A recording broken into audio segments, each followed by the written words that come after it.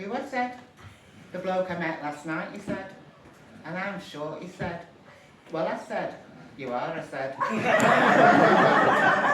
he said? Short, I said. When are we going for the coffee? A little later. So I said.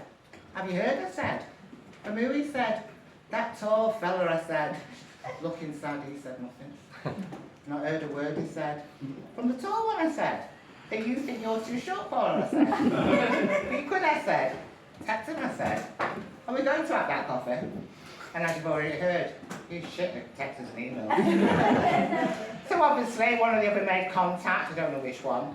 Before I knew it, the dating was over and they're living together in Lancaster, doing all the usual things that go on between two men and a pussy. The cat. Someone's got a dirty mind over there. Then one of them got restless and decided to broaden the horizons of the career, moving from the northwest to the West Midlands and then to the capital of England. I worried, I admit, so I never said. I just followed behind visiting, and it has to be said, when sat down for dinner, the tall one seems shorter, and the short one seems bigger. You see, size doesn't matter. Or does it?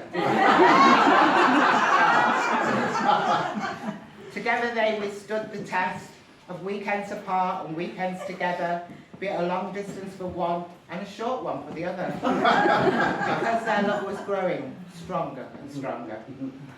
Now, it's possible that some of you don't know this, so I'm going to give you a history lesson. Once upon a time, in the deep south, there lived a dragon with a potty mouth, whose name was Thatcher. Thatcher, you know what I said? She claimed it was a moral code, only men could love women, and no two women or two men should ever be allowed wedding bliss. 1988, she established Clause 28. What a cruel act. A culture of shame by legalised law, banning the freedom to love, reopening the closet door. 15 years later, Gaelic campaigns, protests and marches with families and friends vanquished that law. 11 years after, two men married. Do you hear what I said? The first gay marriage. Hip, hip, hooray! The dragon died in 2013. That's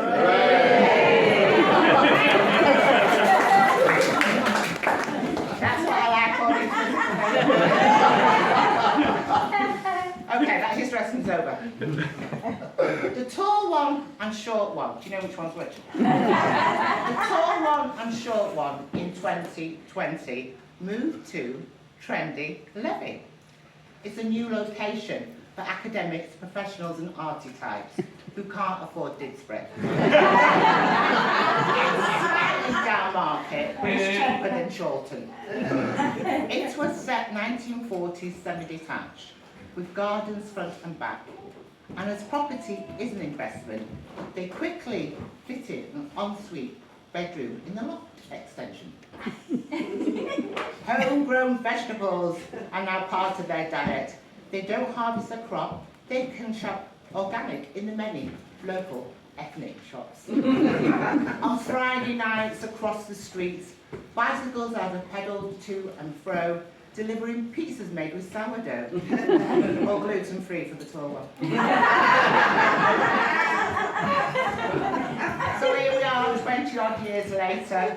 Whiskers now dropped from the weekly shop. It's been replaced by Win-A-Lot. Sadly deceased, Jake the Pussy's confused sexual identity has been replaced by Miles, who's a dog, not a cat.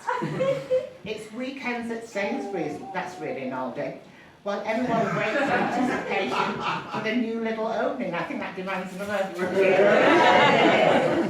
You have no idea how difficult this rhyming gets. Domesticity is now the core of everything they do. It's said gay men are more house proud, definitely than me, maybe you. While some of you may have not followed Aggie and Kim, or even the most recent Mrs. Hinch, if you look on their bookshelf, you will find the Martha Stewart's Guide to Housekeeping, which the short one follows with such zest, while the tall one fakes a headache and goes for a rest.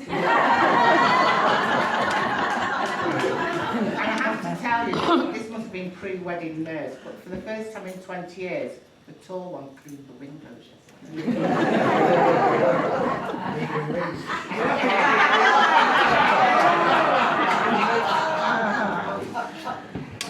Together they have perfected hosting.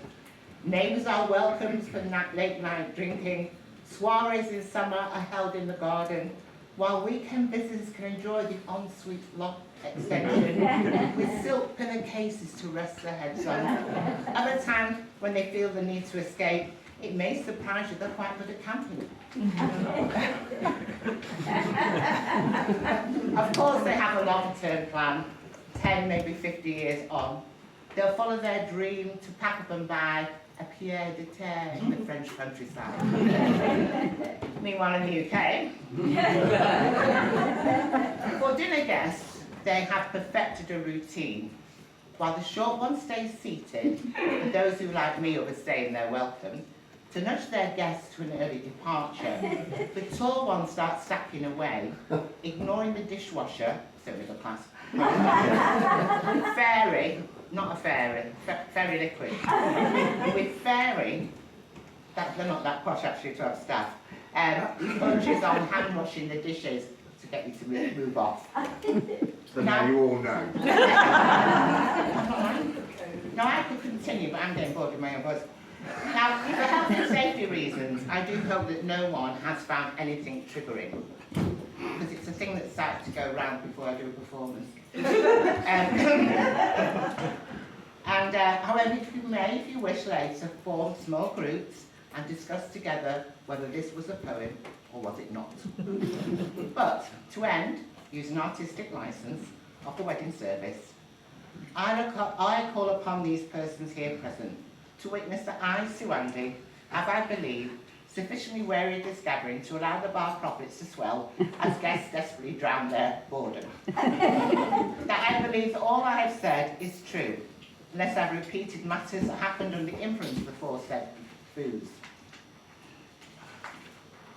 That, as we continue, I want to wish this man and this man continual happiness wrapped in love with Moles. But I think you can agree, in the end, this was the long, tall and short.